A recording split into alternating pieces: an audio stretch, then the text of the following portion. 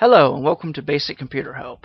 In this episode I'm going to be covering ifs, if-else, and the switch string. This is actually going to be a very easy topic in C#. It's usually the easiest to grasp and understand too.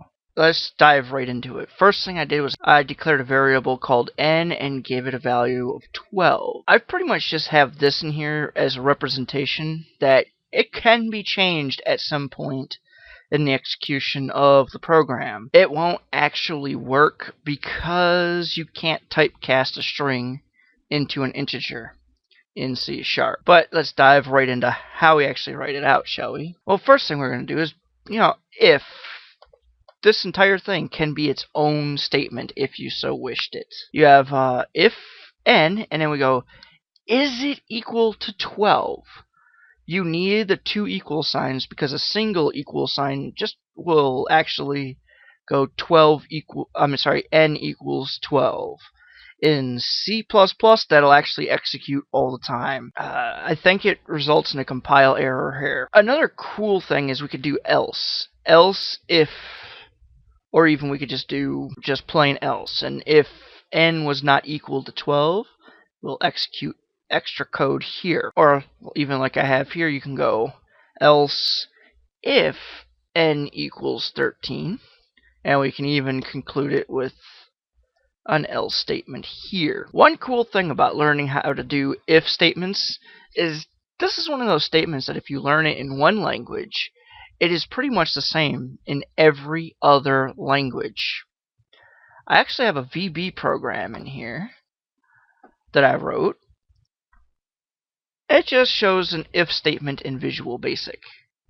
This is just how I write it. I make sure that the then statement is on another line. But as you can see, the syntax is generally the same. There's a lot of similarities.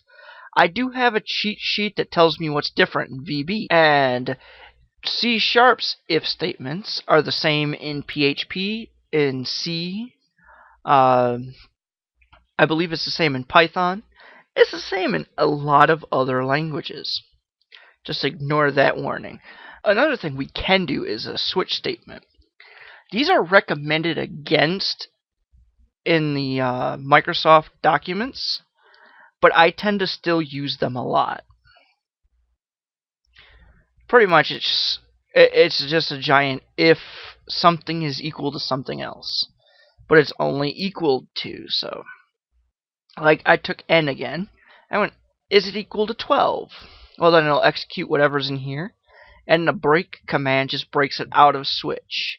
It's important to remember this for the next video when I do loops, because the break statement will be useful in loops as well. Also, in C# we can have a fall through.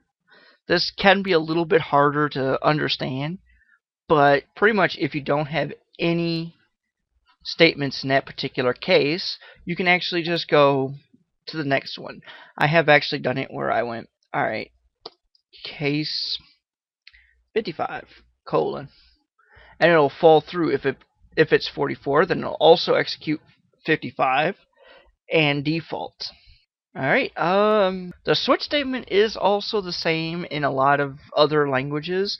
C and C++, it's definitely identical to. And I don't know if there's one in Visual Basic. There should be. Until next time when I do loops and then classes, have a nice day.